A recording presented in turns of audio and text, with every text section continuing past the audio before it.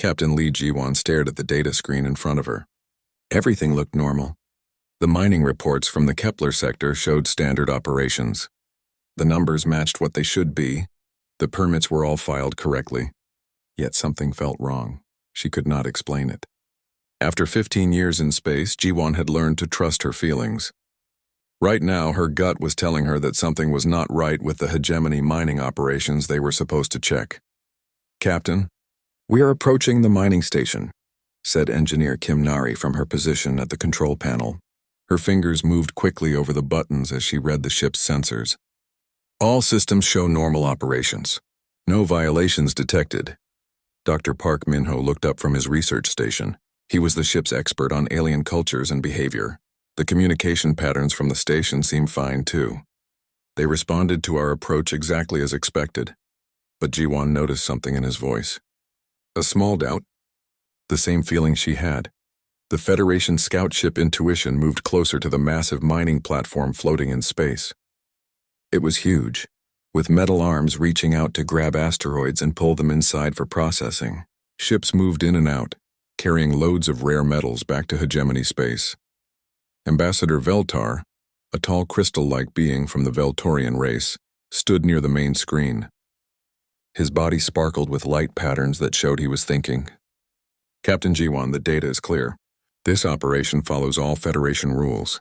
There is no logical reason for concern." Commander Thok, a large reptilian officer from the Saran military, made a deep rumbling sound that meant agreement. Humans always worry about feelings. Data does not lie. These mining operations are legal. Ji-won knew they were right about the data, but she also knew that humans had something other species did not fully understand. They could sense things that computers and logic missed. It had saved humanity many times before. "Request permission to board the station for a routine inspection," Ji-won said into the communication system. The response came quickly. "Permission granted, Federation ship. Please dock at Bay 7. The voice sounded friendly and helpful. Too helpful, thought Ji-won. When mining operations were running well, the workers were usually tired and busy. They did not sound this cheerful. As their shuttle approached the docking bay, Nari checked her instruments again. "Captain, the energy readings are strange. The equipment shows mining operations, but the power usage does not match what I would expect." "What do you mean?" asked Dr. Park. "The machines are running, but they are not working as hard as they should be for the amount of ore they claim to be processing. It is like they are running empty." When they docked, a group of hegemony workers met them. They were a mix of different alien species, all wearing the same gray uniforms. Their leader was a tall, thin being with 4 arms and blue skin. "Welcome to Mining Station Kepler 7, the leader said. "I am Supervisor Nalketh. We are happy to show you our operations." As they walked through the station, everything looked perfect. Too perfect. The workers they passed all smiled and waved. The machines hummed quietly. The ore processing areas sparkled with cleanliness. Dr. Park whispered to Ji-won, "They all sound like they are reading from a script." "The responses are too similar, too practiced." Ji-won nodded. She had noticed it too. When she asked workers about their jobs, they all gave almost identical answers. When she asked about problems or difficulties, they all said there were none. Real workers always had complaints or concerns. These workers acted like actors in a play. Nari pulled out her scanner and checked the ore samples they were shown. "Captain, these samples are real, but they are old. The crystalline structure shows they were mined weeks ago, not recently." The tour continued for 2 hours. They saw every part of the station that Supervisor Nalketh wanted them to see. But Ji-won noticed they were never taken to certain areas. When she asked about them, Nalketh always had reasons why those sections were off limits or being repaired. Ambassador Veltar seemed satisfied. "The operation appears to meet all Federation standards," he announced. Commander Thok agreed. "No violations detected. The humans are being paranoid again." But as they returned to their ship, Dr. Park shared his concerns. "Captain, I have studied hundreds of alien cultures. The behavioral patterns here are wrong. These beings are not acting naturally. The energy signatures do not match either," added Nari. "Something else is happening here, but I cannot figure out what." Back on the Intuition, Ji-won faced a difficult choice. All the official data said the mining operation was legal. Her alien colleagues saw no problems. Federation Command would not be happy if she caused trouble over human feelings and hunches. But every instinct she had told her something was very wrong. She called a meeting with her human crew members. "I want honest opinions. What did you sense down there?" "Deception," said Dr. Park immediately. "Every person we met was lying about something. The equipment is being used for something other than mining," said Nari. "I am sure of it."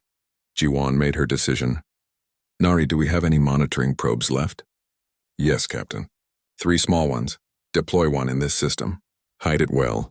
I want to know what really happens here when we leave." "Captain," warned Veltar, "this action is not authorized. Federation Command will not approve of secret monitoring." "Then we will not tell them until we have proof," Jiwan replied. Commander Thok stood up, his large form towering over the humans. "This is why humans should not lead important missions. You let emotions cloud your judgment." "Maybe," said Jiwan, "but human emotions have saved this galaxy before. I would rather be wrong and cautious than right and sorry." As the intuition left the Kepler sector, Jiwan filed a standard report saying the inspection was complete and no violations were found. But she also sent a private message to other human ship captains in the area, asking them to watch for anything unusual. 3 days later, she received a message from Captain Shin Wanho, commander of another human ship. He had inspected a different hegemony operation and felt the same wrongness. The workers were too happy, too perfect, too rehearsed. Jiwan began to wonder if the problem was bigger than just one mining station. But for now, all she could do was wait and watch the data from her hidden probe. Something was definitely wrong in hegemony space. The question was, what were they really doing out there?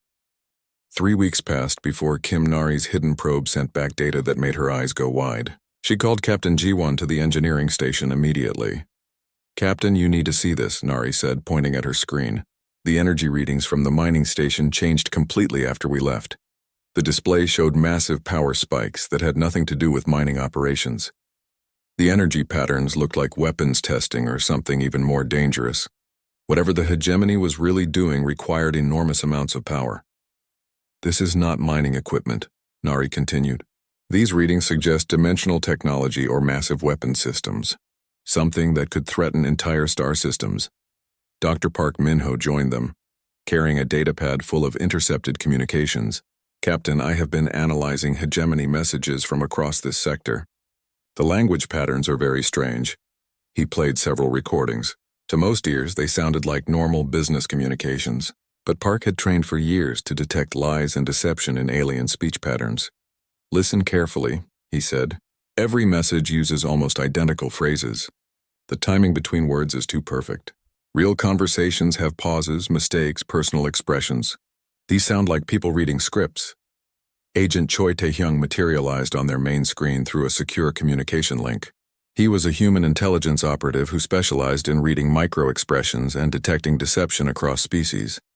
"Captain Jiwan, I have been receiving reports from human crews across the galaxy," Choi said. 17 different ships have reported feeling something was wrong with hegemony operations. Each time, the official data showed no problems. Dr. Yoon Sola, a data analyst from Federation Intelligence, joined the call. Her job was finding hidden patterns in large amounts of information. "I ran statistical analysis on all reported hegemony mining quotas from the past year," she said. "The numbers are too perfect.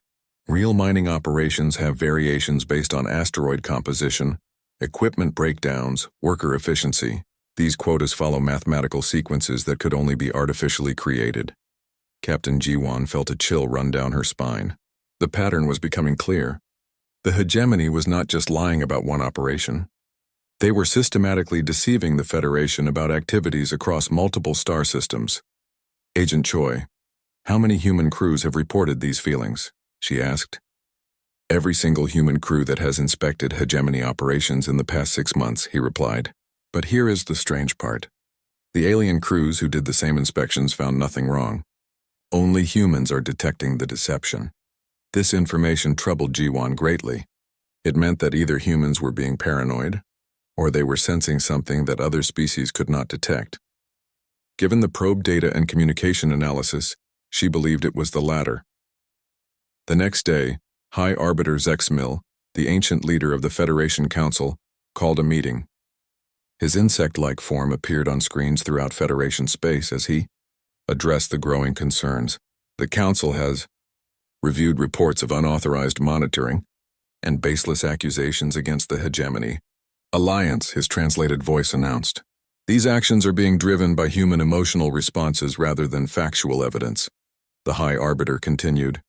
Effective immediately, human crews will be removed from all inspection duties involving hegemony operations. Their emotional instability is interfering with proper scientific analysis. Dr. Park felt anger rising in his chest. Captain, they are making a huge mistake. We are the only ones detecting the deception because we are the only ones not being fooled by it. Dr. Yoon had been working frantically since the announcement. Captain, I think I know why the aliens cannot detect what we can. Look at this. She showed them a complex display of data flows and communication networks. The hegemony has been slowly infiltrating Federation monitoring systems. They are feeding false data directly into the computers that other species rely on for analysis. The revelation was shocking. While alien crews depended heavily on their technological systems for information, humans had always maintained their instinctive ability to read situations and people. This natural skill was allowing them to detect deception that fooled even advanced computer systems. The hegemony knows that humans do not rely solely on technology, Yoon continued. That is why they are working to remove us from inspection duties. We are the only threat to their deception. Agent Choi appeared on screen again, his face grim. Captain, I have worse news. 3 human crews that reported suspicious hegemony activities have gone missing in the past week. Federation Command claims they are on classified missions, but I cannot find any record of these missions. The implications were terrifying. Not only was the hegemony deceiving the Federation, but they might be actively eliminating the humans who could expose their lies. Captain Ji-won made a difficult decision. We cannot wait for Federation approval. If we are right, and the hegemony is planning something terrible, time is running out. She contacted other human ship commanders through private channels. Captain Shin Won-ho, Captain Ryu Sung-min, and Admiral Shin Won-ho all confirmed similar experiences with hegemony operations. We need to coordinate our own investigation, Ji-won told them. The Federation Council will not listen to human intuition, but maybe they will listen to hard evidence. Dr. Yoon had been analyzing the energy signatures from Nari's probe. Captain, based on these power requirements, I believe the hegemony is building something massive. Multiple facilities across several systems are all contributing power to a central location. What kind of device would require that much energy? Asked Park. Something that could affect consciousness itself, Yoon replied quietly. The energy patterns match theoretical research into neural manipulation technology. The pieces were falling into place. The hegemony was not just mining. They were building weapons designed to control minds, and they were specifically targeting human crews because humans were the only ones who could detect their deception. Nari discovered more evidence when she analyzed the materials being shipped from the fake mining operations. These are not standard metals. They are rare elements used in consciousness manipulation technology. The hegemony is gathering components for mind control devices. Agent Choi confirmed their worst fears. I intercepted a classified hegemony communication. They refer to humans as the unpredictable variable and discuss the need to neutralize emotional interference in their operations. Captain Ji-won realized they were facing a threat unlike anything the galaxy had seen before. The hegemony was not just planning to attack Federation space. They were planning to eliminate free will itself, starting with the humans who could detect their plans. We need proof that the Federation Council cannot ignore, she told her crew, and we need it before the hegemony finishes whatever they are building. The race against time had begun. The galaxy's future might depend on whether humans could gather enough evidence to convince their alien allies before it was too late. But first, they had to avoid the fate of the 3 missing human crews. Captain Lee Ji-won knew they needed to get closer to the truth, even if it meant breaking Federation rules. The evidence they had gathered was strong, but not strong enough to convince the alien leaders who trusted technology more than human instincts. General Han Byeol, a respected human military strategist, joined their secret investigation through encrypted communications. She had been analyzing hegemony ship movements across the galaxy and discovered something alarming. The hegemony fleet is moving into positions around key Federation worlds, she reported. They claim it is for joint training exercises, but the formations are wrong for training. They look like preparation for a coordinated attack. Dr. Park had been studying the behavioral patterns of Federation officials who had recently visited hegemony space. "Captain, I think some of our own leaders have been compromised." 3 council members who used to support human involvement in inspections now argue against it. Their speech patterns have changed. This was the most frightening discovery yet. If the hegemony could somehow alter the behavior of Federation leaders, their conspiracy reached to the very top of galactic government. Lieutenant Kang Jisoo, a communications officer known for her exceptional ability to read emotions across species, volunteered for a dangerous mission. "I can pose as a human defector, someone who wants to escape the burden of human emotions and join the hegemony."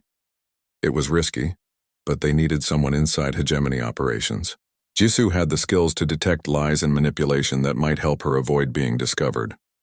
2 days later, Jisoo transmitted her identity as a disillusioned human who was tired of being dismissed by Federation leaders.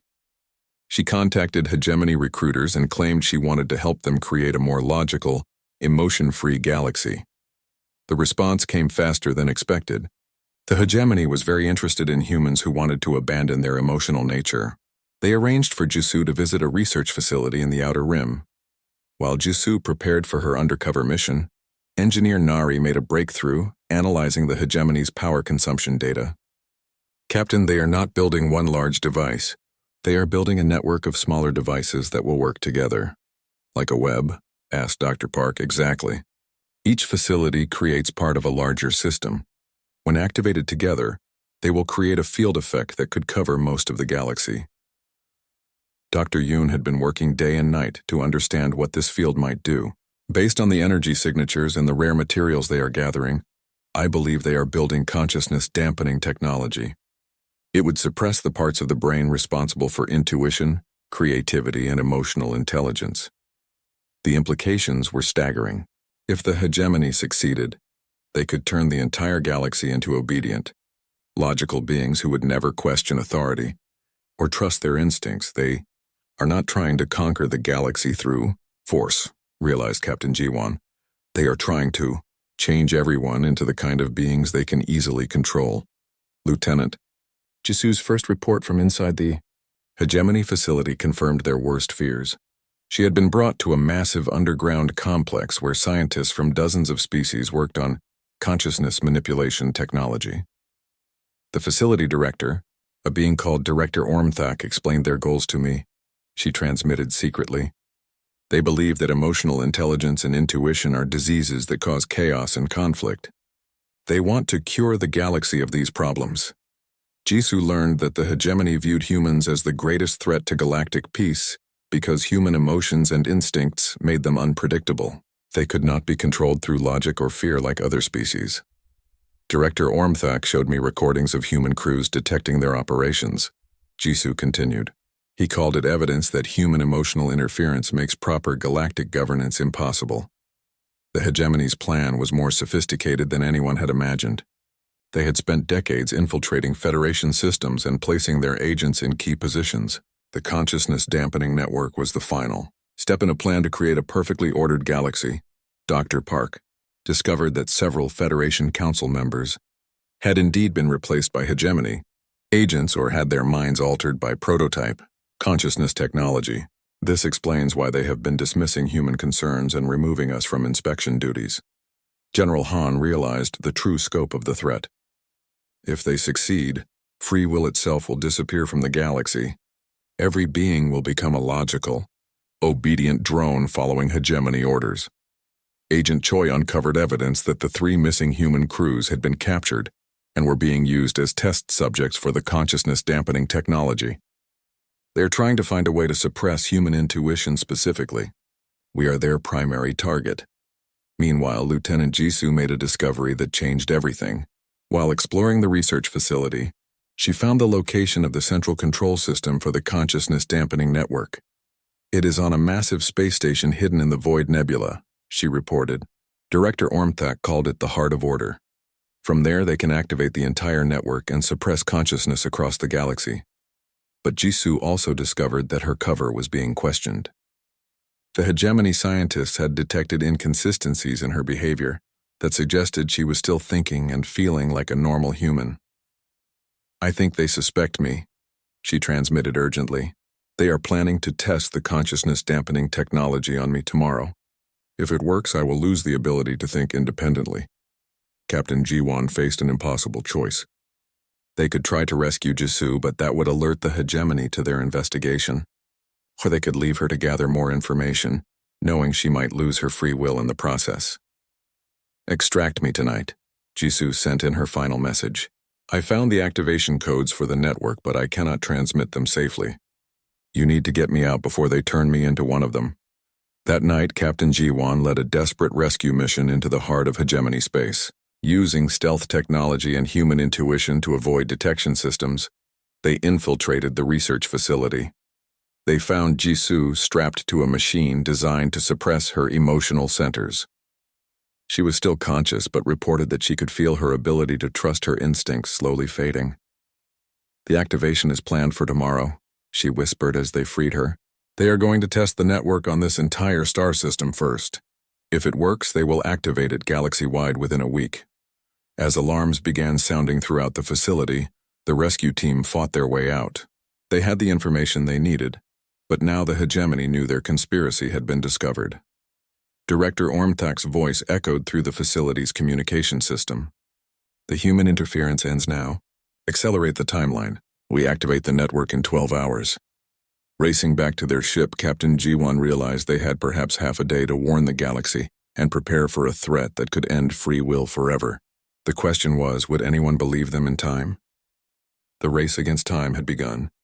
Captain Lee Jiwon's ship sped through space carrying information that could save the galaxy. But first they had to convince someone to listen. Admiral Shin Wonho received their emergency transmission while commanding the human fleet near Federation space. When he heard the evidence, his military experience told him the threat was real. All human crews, this is Admiral Shin, he broadcast on encrypted channels. Code Black emergency. The hegemony is about to deploy consciousness suppression technology across the galaxy. Prepare for immediate action. Dr. Lim Hana, a human neuroscientist working at Federation Medical Command, had been studying human brain patterns for years. When she heard about the consciousness dampening technology, she understood immediately why humans were immune. Human intuition is not magic, she explained to the emergency council. It is rapid pattern recognition that happens below conscious awareness.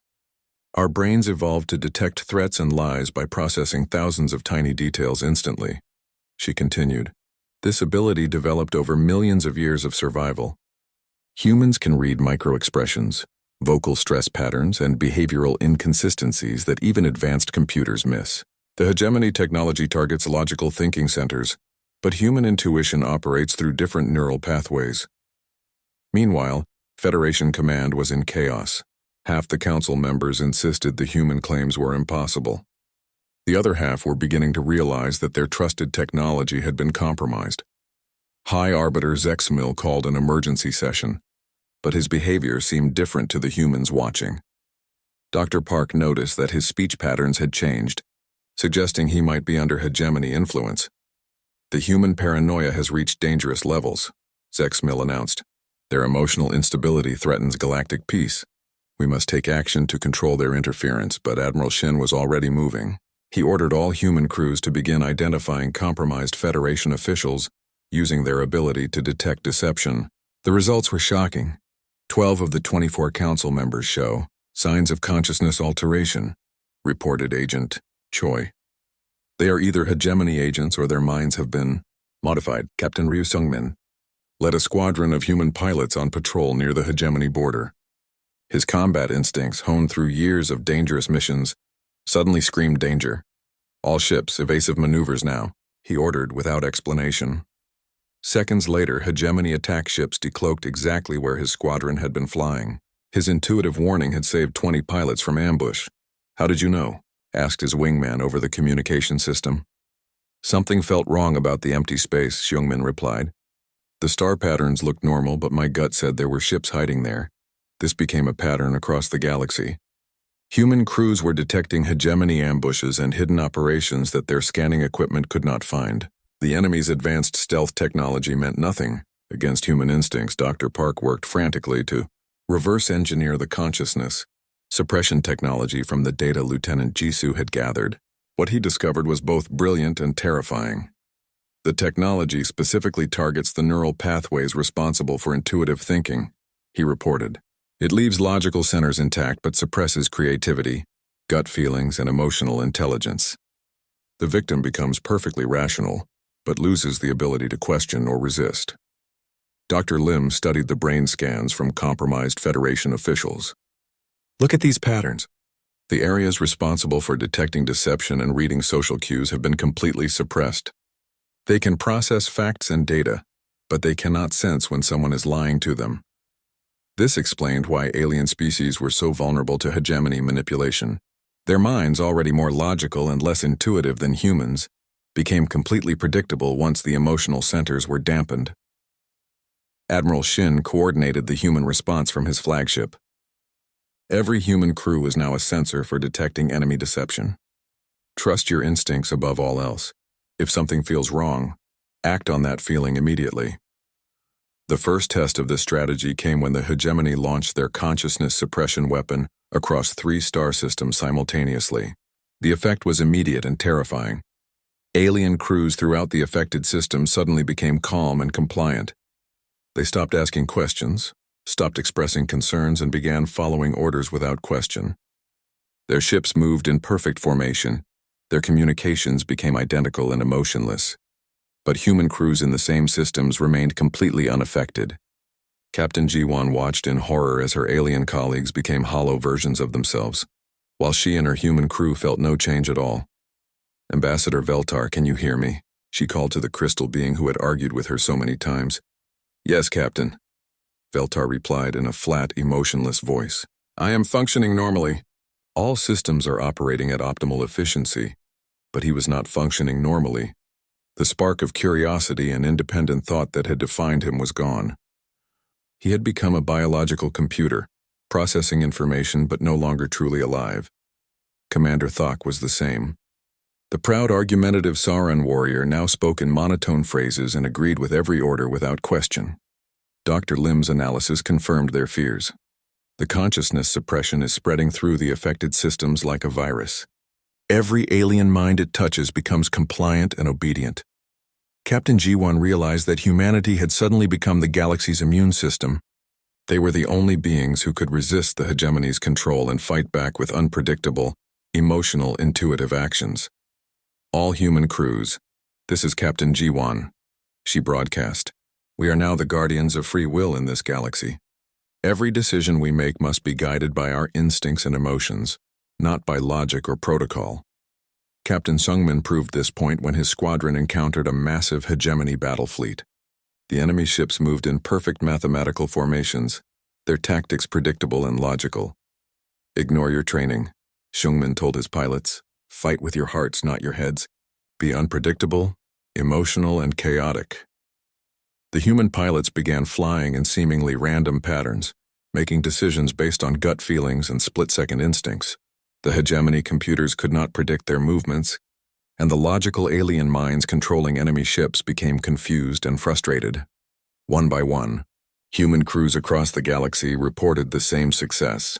Their emotional, intuitive approach to combat and problem-solving was completely baffling to minds that had been reduced to pure logic. But time was running out. The consciousness suppression network was still spreading, and soon it would cover the entire galaxy.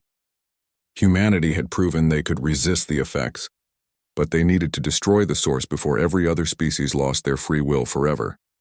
The final battle would not be won with superior firepower or advanced technology. It would be won with the uniquely human ability to trust their gut feelings and act on faith, rather than certainty.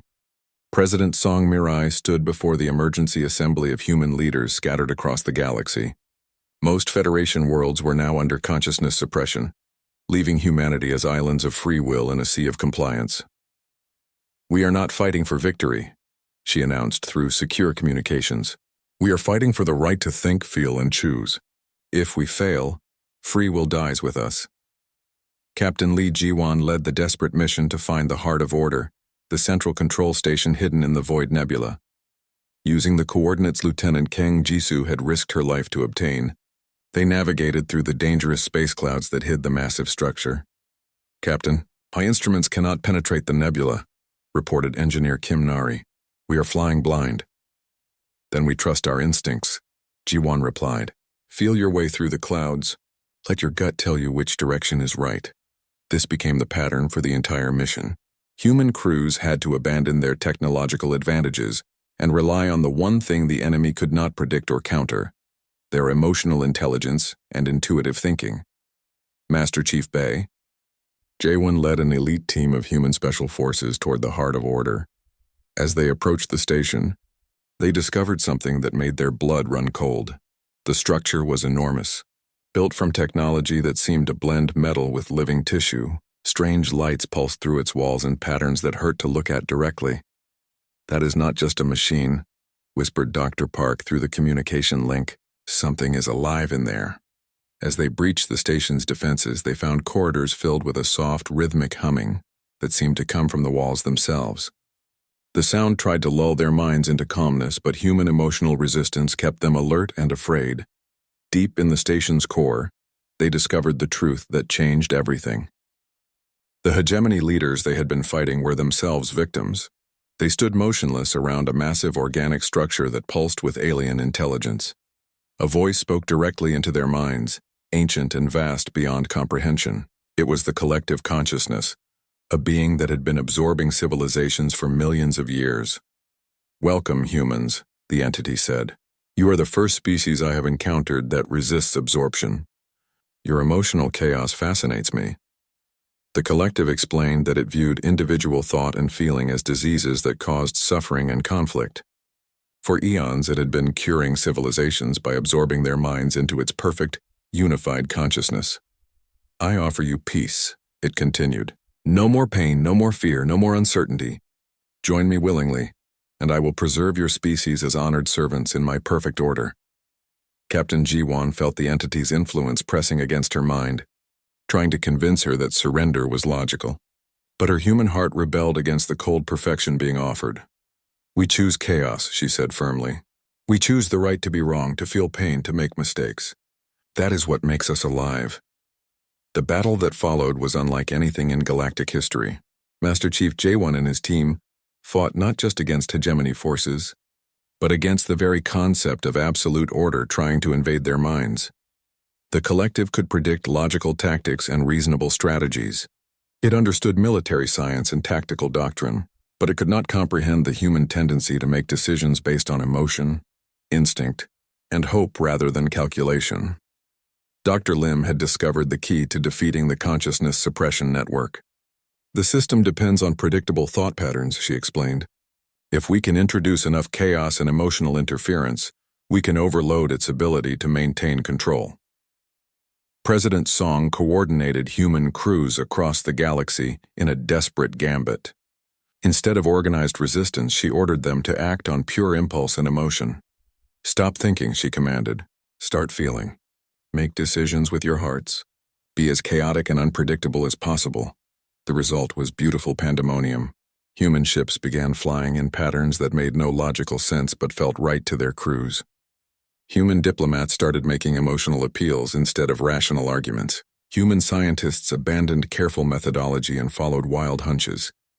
The consciousness suppression network, designed to control logical minds, began to malfunction when faced with millions of humans acting on pure emotion and instinct. Captain Ryu Sungmin led the final assault on the network's control nodes. His squadron ignored tactical doctrine and flew like they were dancing rather than fighting. Their movements were so unpredictable that the enemy defense systems could not target them effectively.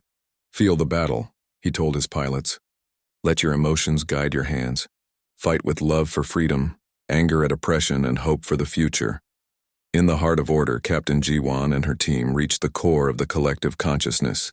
The massive organic brain pulsed with frustrated energy as it tried to understand the chaotic human resistance. "You are causing unnecessary suffering," the entity pleaded. "Order brings peace. Chaos brings pain. But chaos also brings growth, creativity, and love," replied Dr. Park. "Pain teaches us compassion. Uncertainty makes us appreciate certainty when we find it." The collective had absorbed countless logical civilizations, but it had never encountered a species that valued their emotional complexity more than perfect order.